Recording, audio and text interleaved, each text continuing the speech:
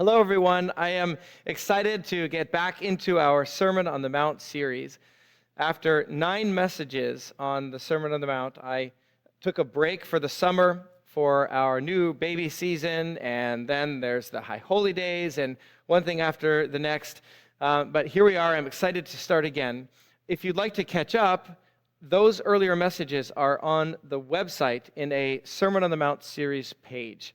We're actually re-recording this message today because we had a glitch in the recording on Shabbat, and I wanted to make sure that we had a complete message series on the website. So, let us go back to the hill overlooking the Sea of Galilee. You are a disciple who has followed Yeshua up the hill to hear his teaching. You have found a rock in the tall yellow grass and lean against it. You have a great seat. You can see Yeshua standing by the tree some distance away, his arms outstretched as he passionately speaks to the crowd, now in thousands, stretching down the hill on all sides.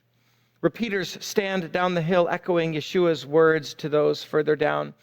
It was a beautiful day. Something about this day told you that it would be remembered for centuries to come. Yeshua paused, long enough for the echoes to fade and murmurs about his words to still. And for a few moments, you could hear the birds singing and the wind whisper over the grasses of the field, so that the hill itself seemed alive. The sea looked like it was covered with diamonds sparkling in the sun. Your thoughts return to Yeshua's words. Ashrei, truly happy are the poor in spirit, for theirs is the kingdom of heaven. You are the salt of the land of Israel, the light of the world. Do not think that I come to abolish the Torah, but to fill it full with meaning. Do not even be angry with your brother. Do not even lust in your heart. Remember, God made marriage holy. Let even your yes be yes, and your no, no. Everyone seems to hear Yeshua's words as if he were speaking directly to himself. And you wonder, perhaps it was like this for our ancestors when we heard the Torah given to us at Mount Sinai. A baby behind you starts to fuss as her mother wraps her tight in a blanket so that she can hear. And Yeshua is moved and continues to speak. You have heard it said, an eye for an eye and a tooth for a tooth. And yet I tell you, do not resist an evildoer. But whoever slaps you on the right cheek, turn to him also the other. And the one wanting to sue you and take your shirt, let him also have your coat. And whoever forces you to go 1 mile, go with him 2. We are in Matthew 5, verses 38 through 42. And these are some of Yeshua's most challenging words, are they not? Victor Hugo's Les Miserables interprets these verses for us in action.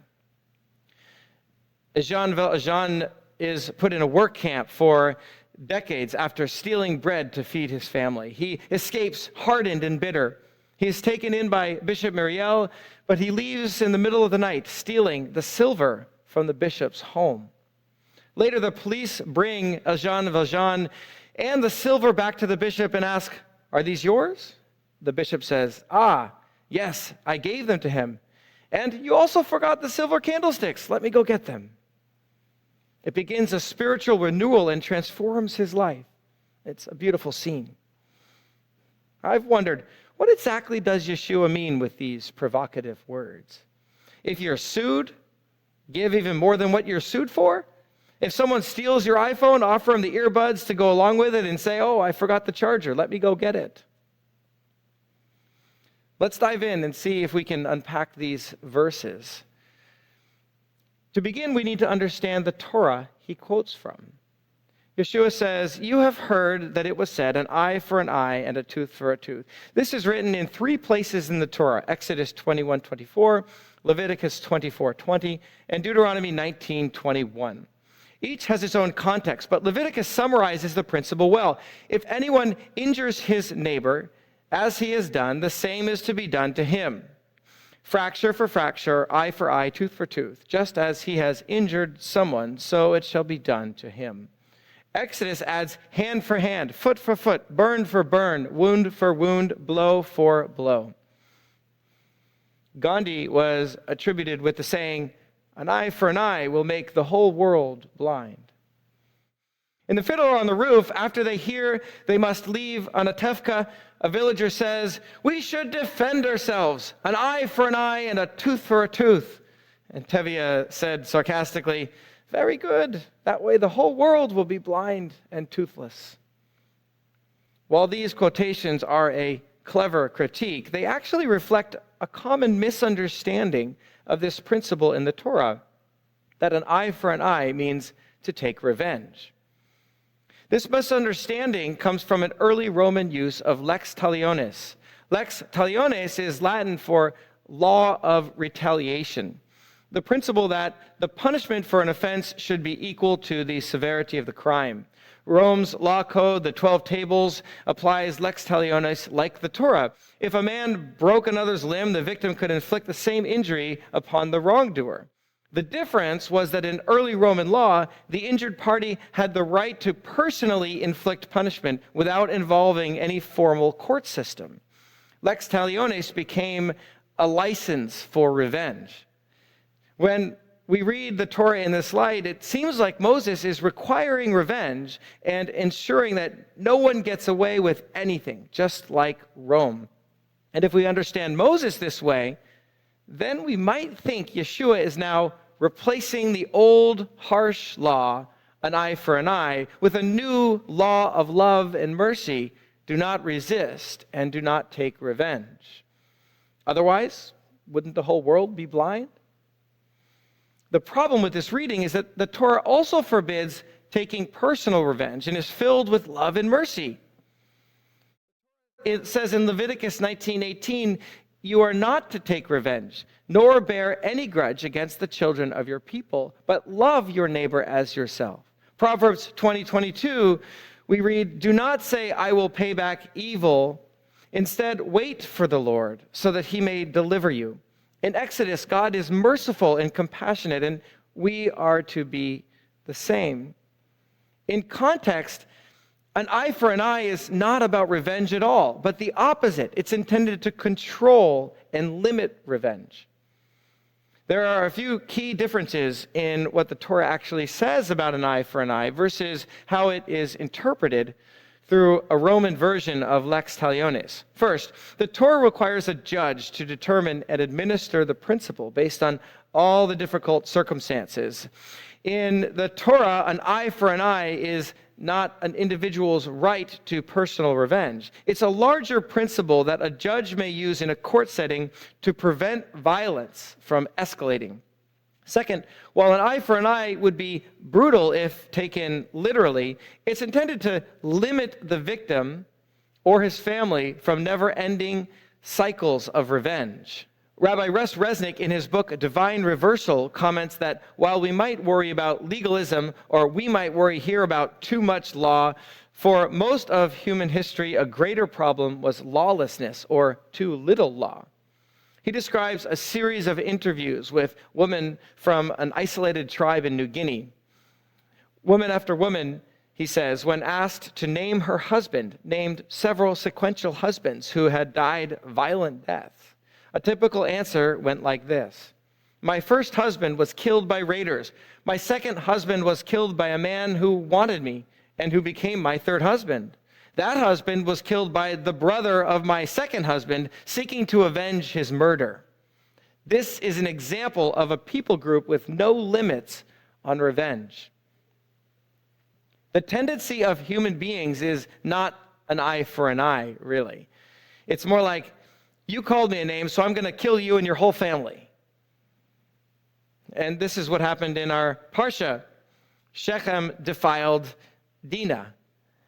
So Jacob's sons went and slaughtered Shechem, not only Shechem, but his entire family, and not only his entire family, but all the men in the entire village, and took all the women captive and the children as well. I mean, this is just horrible. Unmitigated revenge does not stop. Rather, it produces a cycle of violence that might continue for generations until entire nations war with each other over their ancestors' unforgiven grievances. Consider Genesis 4:24. Lamech says, if Cain's death is avenged 7 times, then Lamech 77 times. This is an intergenerational cycle of revenge. And this is what the Torah is working to correct. Rather than initiating revenge, the Torah is creating a system to prevent the escalation of intergenerational violence.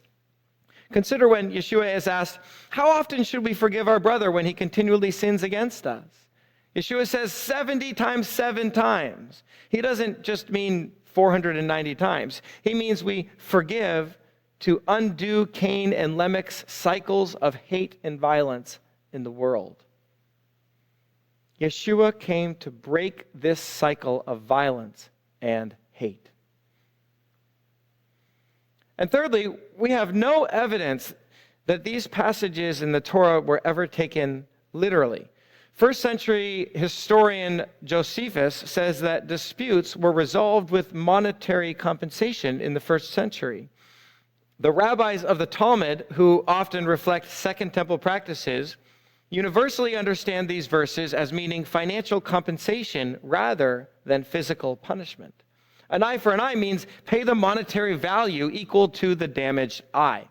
And the reason our ancient rabbis felt this way was because no 2 limbs and no 2 eyes are equal.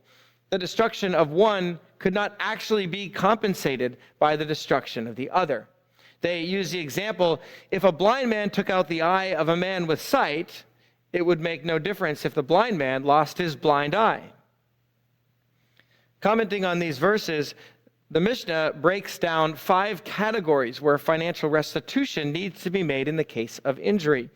So this is how they interpret these words, an eye for an eye. There are 5 areas where we need to make financial restitution. Damage, the damage done, suffering, the suffering that the person experienced, the medical costs, the loss of time from work, and their loss of reputation. To summarize, the Jewish understanding of an eye for an eye was not about revenge or physical punishment, but about setting limits on revenge and alternatives to bringing peace. In fact, it establishes the principles in the justice system that we have in the United States today, which work towards peace and equality in society. Now, with this new understanding of an eye for an eye, what is Yeshua really saying?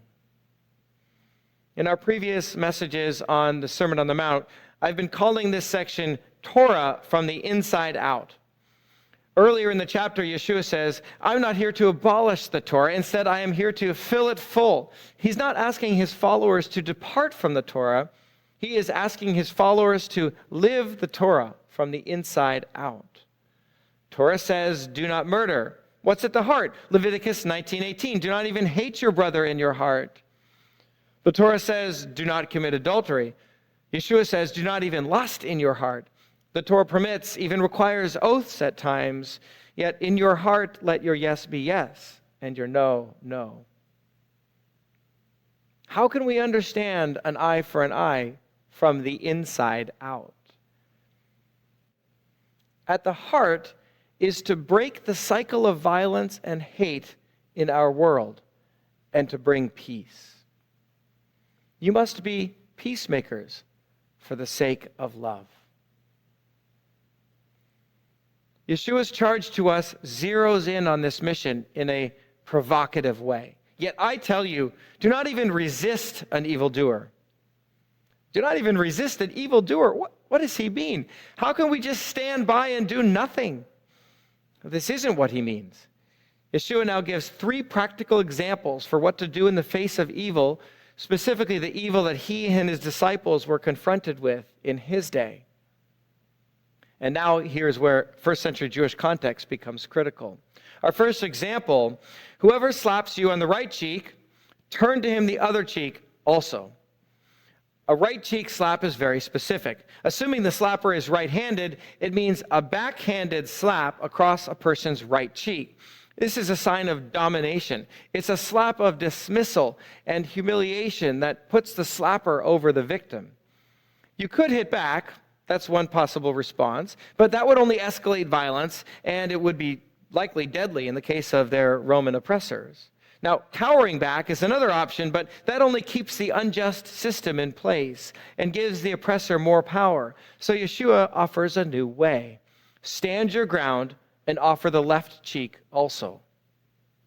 This act highlights the injustice of the action while maintaining your own agency, while maintaining your personal dignity, and while displaying courage.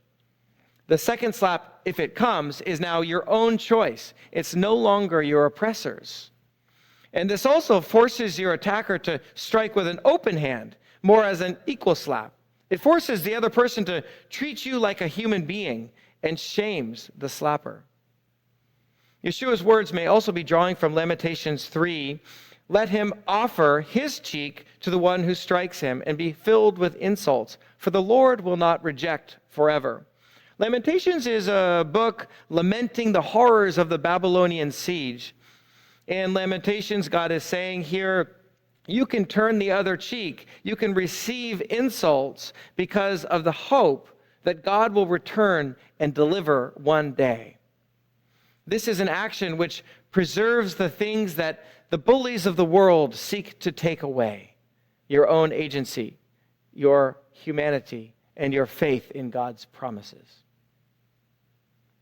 Next, Yeshua shares another example. And the one wanting to sue you and take your shirt, let him also have your coat. Now this refers not to a shirt like we have, but they didn't wear those back then, but an inner garment. There's an inner garment and then there's an outer garment. And here the setting is probably an unjust court, which has demanded the very clothes off your back. That's the inner garment. The Greek word for sue means that the taker is someone in a position of authority taking a poor Jew's clothing, perhaps as a pledge for something else, or perhaps as a punishment. The Torah explicitly forbids this in Exodus. If you have taken your neighbor's outer garment as a pledge, you are to return it to him before the sun goes down, because he might use that as a blanket to sleep in. It might be his only blanket. And then when he cries out to me, I will hear him because I am gracious. So it's against the Torah to take someone's outer garment. Perhaps the oppressor was sort of found a way around this by taking the inner garment instead. Here, again, you're left with two options. To resist would result in arrest. To accept the verdict is to freeze that night. Yeshua's way is shocking. Let him have the outer garment as well. This means to enter the court, to drop not only your inner garment, say, on the floor in front of them, but then also to take off your outer garment and leave that on the floor, standing before the whole court totally naked. You've not just exposed yourself, you have exposed the injustice of the court and embarrassed your oppressor. You have maintained your own agency, trusting in God to provide, and you will have thoroughly humiliated those taking your only clothes. There is nothing passive about this. Yeshua is telling first century Jews under Roman oppression to make a very strong and a witty statement. Yeshua's third example, whoever forces you to go 1 mile, go with him 2. Today we use the phrase, go the extra mile, to mean doing more than what's expected on a project. While that's a good thing, it's a misappropriation of the verse. We know that ancient Roman law would allow for impressment.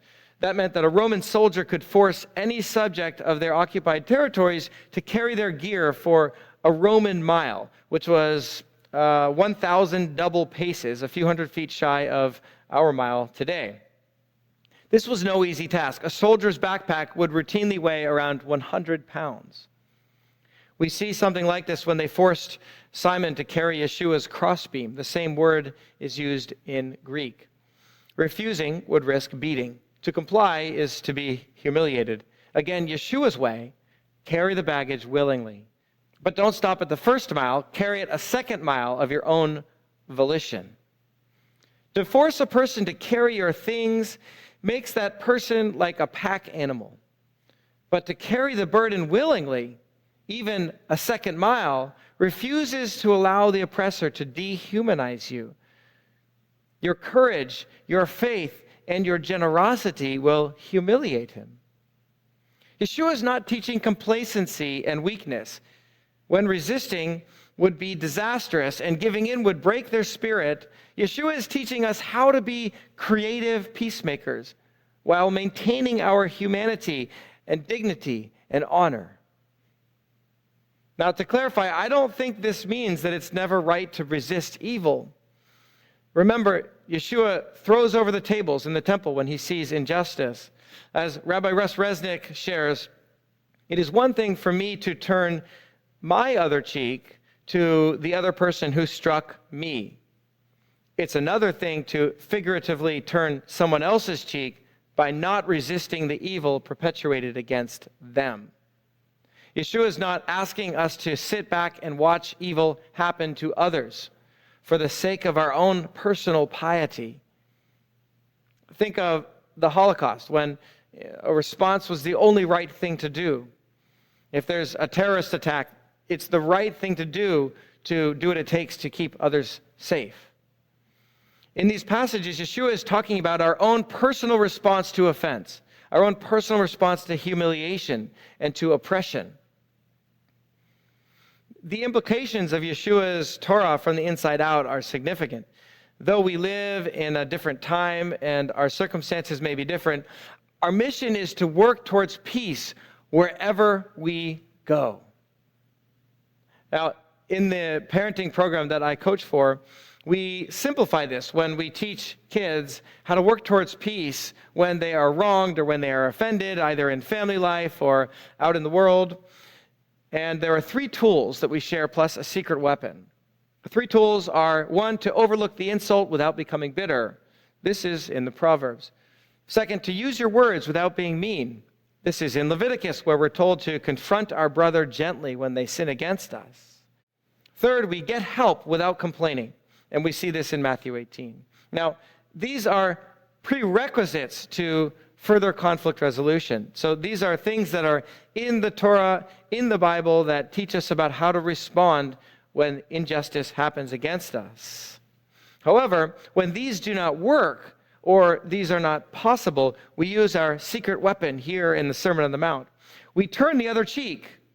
We give our outer garment, or we walk the extra mile. We stand up in the face of injustice that we cannot control. We look for creative solutions to maintain our own agency, our own dignity, and our own humanity while passionately pursuing peace. And then we trust in Yeshua for his blessing and ultimately for his deliverance.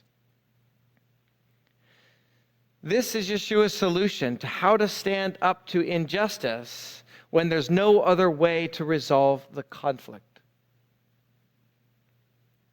Romans 12, we read, "Repay no one evil for evil. Give thought to what is good in the eyes of all people. If possible, so far as it depends on you, live in shalom with all people. Never take your own revenge, loved ones, but give room for God's wrath. For it is written, 'Vengeance is mine, I will repay,' says Adonai. Rather, if your enemy is hungry, feed him. If he is thirsty, give him a drink. For by doing so, you will heap coals of fire upon his head." And I'll add, maintain your agency, your humanity, and faith in God's promises. As followers of Yeshua, no matter what the time and the circumstances that we're in, from our marriages and families, our communities, our dealings in the world around us, we must be peacemakers for the sake of love.